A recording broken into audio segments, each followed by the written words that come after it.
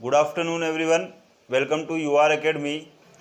दोस्तों, राजस्थान कला व संस्कृति को आगे बढ़ाते हुए जिस लोक देवता की आज हम बात करेंगे वह है हमारे देव नारायण जी। देव नारायण जी, देव नारायण जी, लोक देवता देव नारायण जी। दोस्तों, लोक देवता देव नारायण जी को भगवान विष्णु का अवतार माना जाता है। ध्यान रखिएगा, भगवान विष्णु के अवतार माने जाते हैं।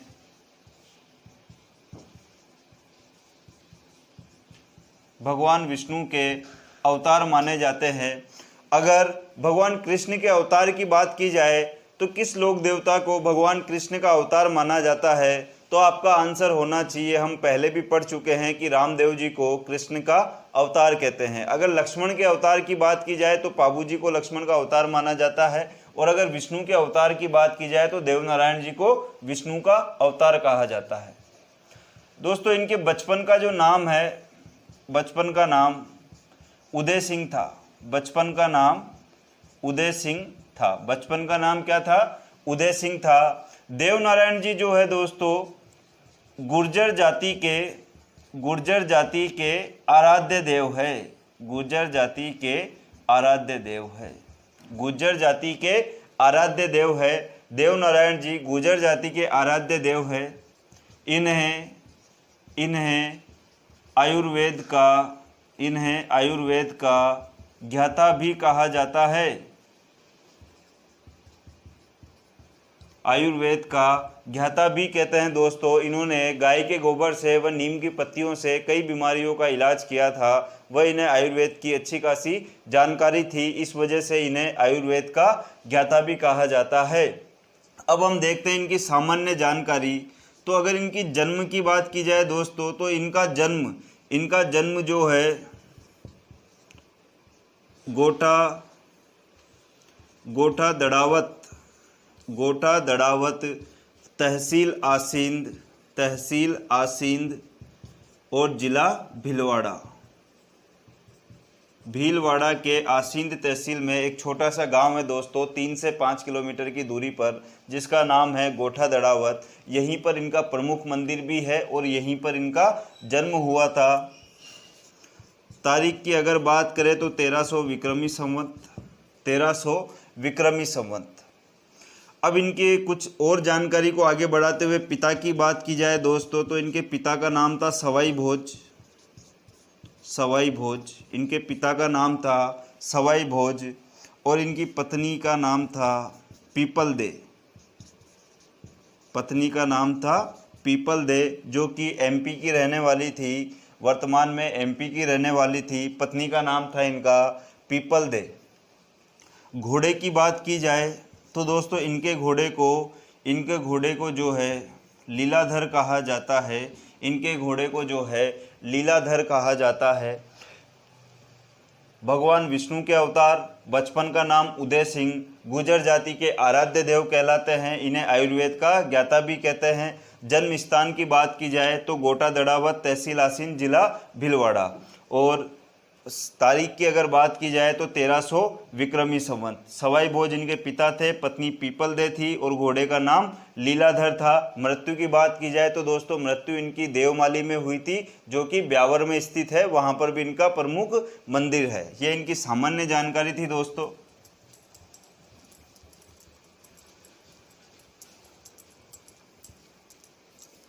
अब अगर दोस्तों कहानी की बात की जाए देव नारायण जी की, तो देव नारायण जी जो थे, इनके जो पिता थे सवाई भोज, भिनाय का शासक था दोस्तों लक्ष्मण सिंह। वह इनके पिता सवाई भोज की गाय चुरा लेता है। सवाई भोज जब अपनी गाय छुड़वाने के लिए जाते हैं तो लक्ष्मण सिंह व सवाई भोज में युद्ध होता है भिनाय में।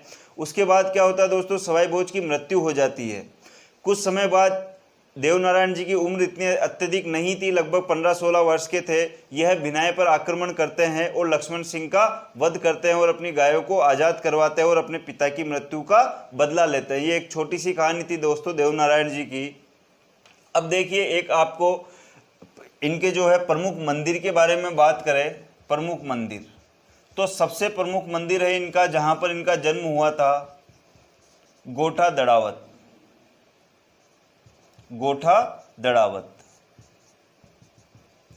आसीन भीलवाड़ा। यह देवनारायण जी का प्रमुख मंदिर है दोस्तों। मंदिर की अगर विशेषताओं की बात करें तो मंदिर का जो पुजारी होता है, देवनारायण जी के मंदिर का जो पुजारी होता है वह गुर्जर जाति का होता है, गुर्जर जाति का होता है। मंदिर की प्रमुख विशेषता यह है दोस्तों, इनके मंदिर में ईंटों की पूजा होती है। मंदिर में किसकी पूजा होती है? ईंटों की पूजा होती है। पहली बार ऐसे कोई लोक देवता पढ़ रहे होंगे जिनके मंदिर में किसी वस्तु की पूजा होती है, ईंटों की पूजा होती है। मंदिर में प्रसाद के रूप में, ध्यान रखिएगा, प्रसाद के रूप में छाछ व राबड़ी दी जाती है, या इसी का इन्हें भोग लगाया जाता है देवनारायण जी को। मंदिर जो है, इनका जो प्रमुख मंदिर है गोठा दड़ावत आसीन, पुजारी गुर्जर जाति का होता है, ईंटों की पूजा होती है। ध्यान रखिएगा, ईंटों की पूजा होती है। प्रसाद के रूप में छाछ व राबड़ी वितरित की जाती है, या छाछ व राबड़ी का इन्हें भोग लगाया जाता है। दूसरा प्रमुख मंदिर है दोस्तों देवमाली,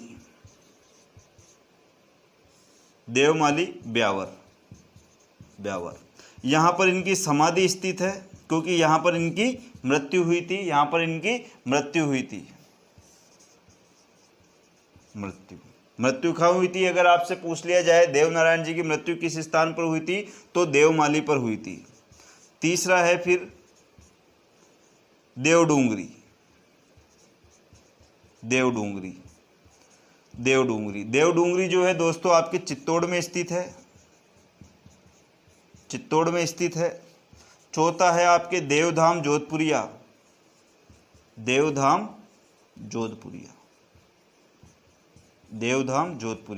यह है आपके निवाई टोंक जिले में, निवाई टोंक, तहसील निवाई, जिला टोंक। तो दोस्तों 3 नाम इनके देव से चालू होते हैं। आपने पिक्चर देखी होगी देव डी, तो आप ट्रिक बना सकते हैं देव 3, देव डी की जगह देव 3। अब देव 3 से देवमाली, देवडूंगरी और देवधाम। मेन प्रमुख मंदिर गोठा दड़ावत। तो यह इनके प्रमुख मंदिर थे देवनारायण जी के। देव 3 का मतलब है 3 बार देव, देवमाली, देवडूंगरी और देवधाम।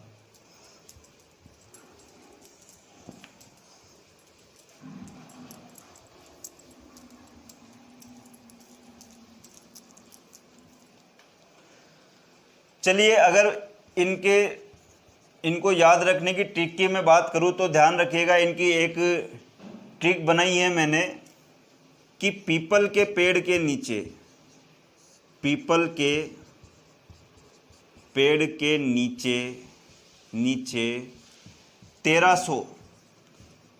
1300 ईंटों पर एक नवयुवक है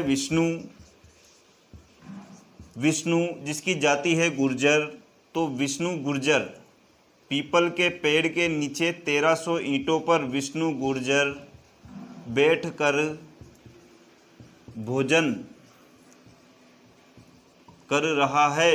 ध्यान रखिएगा, पीपल के पेड़ के नीचे लगभग 1300 ईंटें जमी हुई है दोस्तों। 1300 ईंटें जमी हुई है,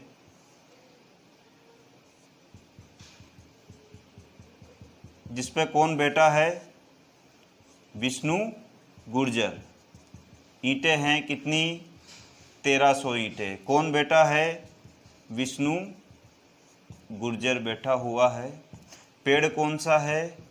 पीपल का पेड़ है। क्या कर रहा है? भोजन कर रहा है। पीपल के पेड़ के नीचे विष्णु गुर्जर बैठकर क्या कर रहा है? भोजन कर रहा है। अब देखो, पीपल से तो आप बनाएंगे पीपल दे, जो कि इनकी पत्नी का नाम था, एमपी की रहने वाली थी, पीपल दे। 1300 ईंटों से है ईस्वी सन 1300 जन्म तारीख, ये इनकी तारीख हो गई। ईंटों से है मंदिर में पूजा किसकी होती है? ईंटों की होती है। विष्णु से आप कर लीजिए, विष्णु के क्या है? अवतार है, विष्णु के अवतार है। गुर्जर से क्या है? गुर्जर जाति के आराध्य देव है। आराध्य देव। भोजन, भोजन में केवल भोज लीजिए, भोज से हो जाएगा सवाई भोज। ये किसका नाम है? पिता का नाम है। तो देवनारायण जी की सारी मुख्य बातें इस ट्रिक में आ गई है कि पीपल के पेड़ के नीचे 1300 ईंटों पर बैठकर विष्णु गुर्जर क्या कर रहा है? भोजन कर रहा है। पीपल से पीपल दे पत्नी हो गई, पीपल दे पत्नी हो गई। 1300 से इनकी जन्म तारीख आ गई 1300। ईंटों से तात्पर्य मंदिर में किसकी पूजा होती है? ईंटों की पूजा होती है। विष्णु गुर्जर, विष्णु से हो गया, विष्णु के अवतार माने जाते हैं।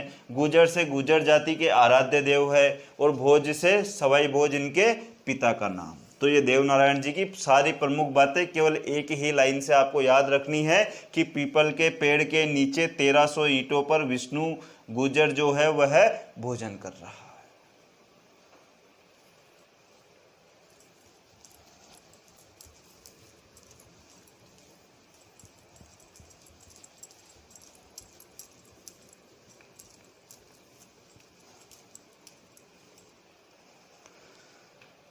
दोस्तों देवनारायण जी के अगर मेले की बात की जाए, मेला, तो इनका जो मेला है वह भाद्रपद शुक्ल छठ व सप्तमी को भरता है। भाद्रपद शुक्ल छठ व सप्तमी को इनका मेला भरता है, ध्यान रखिएगा। देवनारायण जी के गीत, तो देवनारायण जी के गीत जो है ध्यान रखिएगा, देवनारायण जी के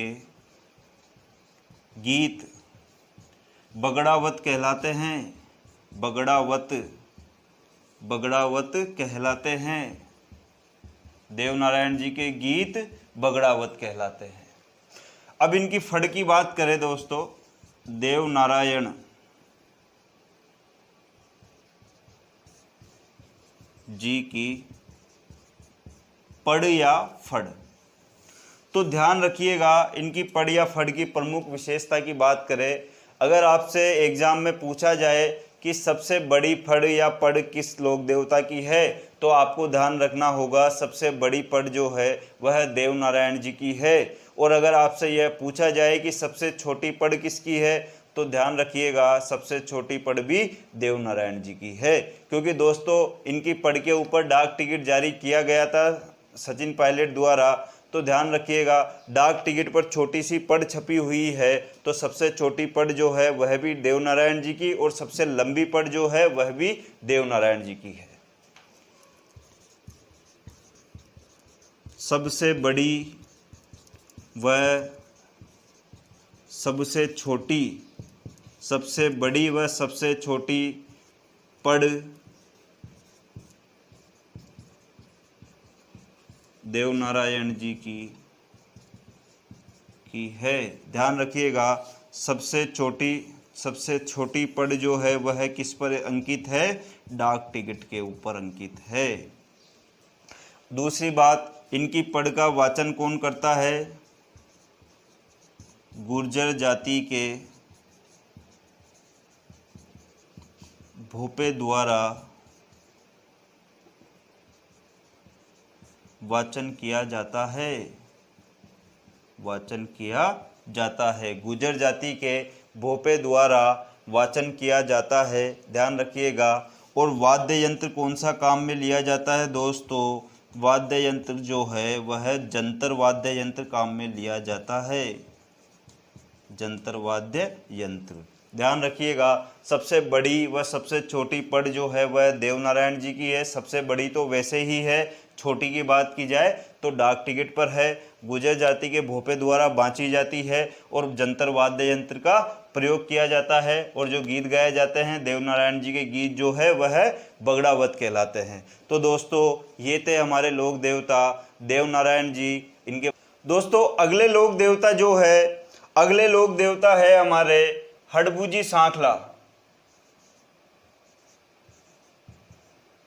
हडबूजी सांखला जो कि हमारे पंचपीरों में शामिल है। हडबूजी सांखला जो हमारे पंचपीरों में शामिल है। पार्ट फर्स्ट में, लोक देवता पार्ट फर्स्ट में मैं आपको बता चुका हूँ कि पंचपीरों में कौन कौन से लोक देवता आते हैं। वापस से एक बार रिवीजन करवा देता हूँ। नंबर फर्स्ट पे आपके आते हैं गोगा जी, फिर आते हैं आपके पाबू जी, फिर आते हैं मेहाजी मांगलिया, है से आते हैं आपके हड़बू जी, और लास्ट में आपके आते हैं रामदेव जी। तो ये 5 पंचपीर हमने पढ़े थे। लास्ट में हमारे आते हैं हड़बू जी सांखला। दोस्तों ये सांखला राजपूत थे, ध्यान रखिएगा। कौन से राजपूत थे? सांखला राजपूत थे। हड़बू जी कौन से राजपूत थे? सांखला राजपूत थे। हड़बू जी जो है रामदेव जी के मौसेरे भाई थे। रामदेव जी के मौसेरे भाई थे। पूछा जा सकता है कि कौन से लोक देवता रामदेव जी के मौसेरे भाई थे, तो हमें पता होना चाहिए हड़बू जी जो है वह रामदेव जी के मौसेरे भाई थे। अगला ध्यान रखिएगा, रामदेव जी के समाधि लेने के 8 दिन बाद इन्होंने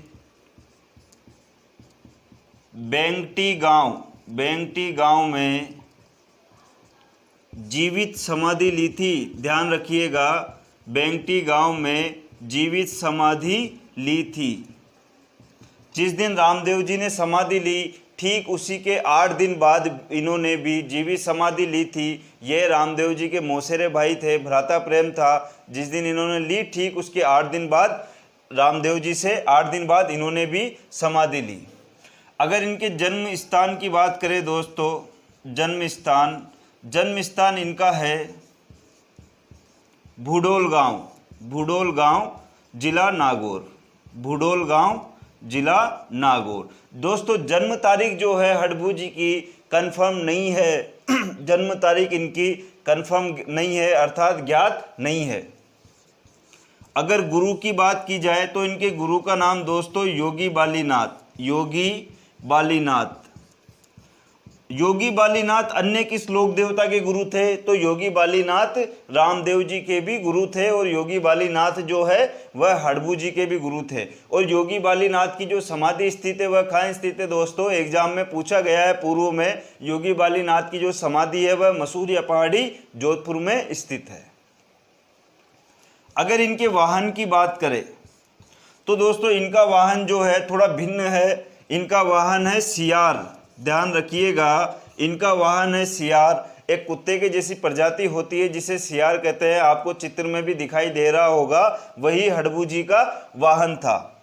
इसके अलावा दोस्तों इन्होंने क्या किया? इन्होंने पूरे जीवन भर जो है गायों की सेवा की। जो विकलांग गायें होती थी उनके लिए हड़बू जी जो है अपनी बैलगाड़ी में चारा लेकर आते थे। इसके अलावा आपको जो बात याद रखनी है वह ध्यान रखिएगा, मोस्ट इम्पोर्टेंट लाइन है, मारवाड़ के शासक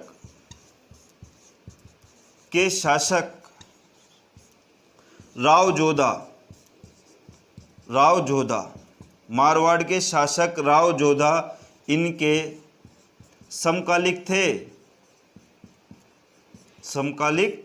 प्रश्न बन सकता है कि राव जोधा के समकालिक कौन से लोक देवता थे? तो आपको याद होना चाहिए राव जोधा के समकालिक लोक देवता हड़बू जी सांखला थे, तथा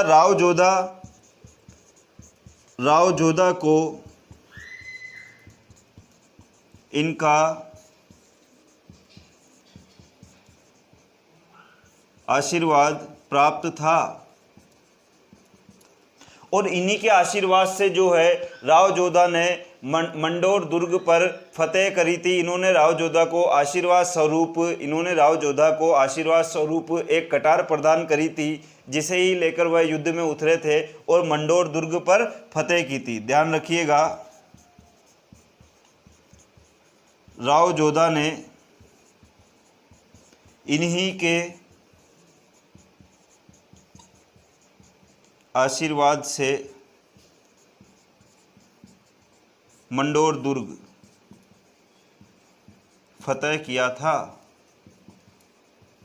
अगर लोक देवी की बात की जाए कि राव जोधा के समकालिक लोक देवी कौन सी थी, तो दोस्तों करणी माता जो है वह राव जोधा के समकालिक लोक देवी थी। और लोक देवता की बात की जाए तो हडबूजी सांकला जो है इनके समकालिक थे।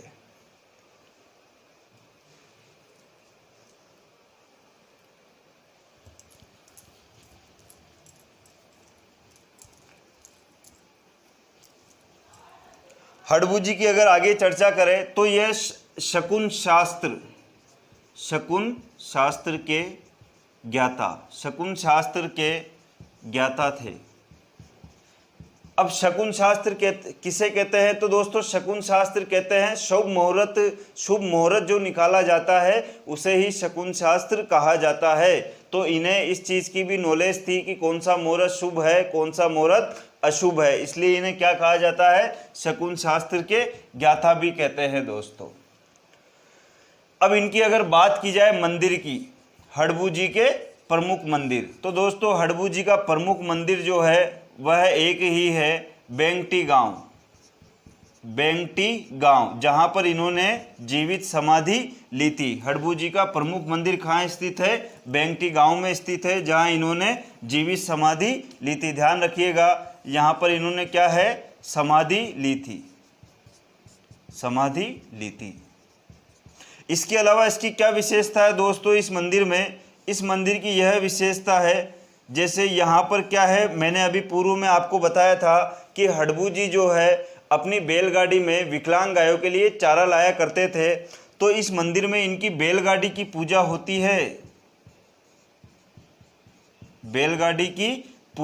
है, ध्यान रखिएगा, इस मंदिर में बैलगाड़ी की पूजा होती है।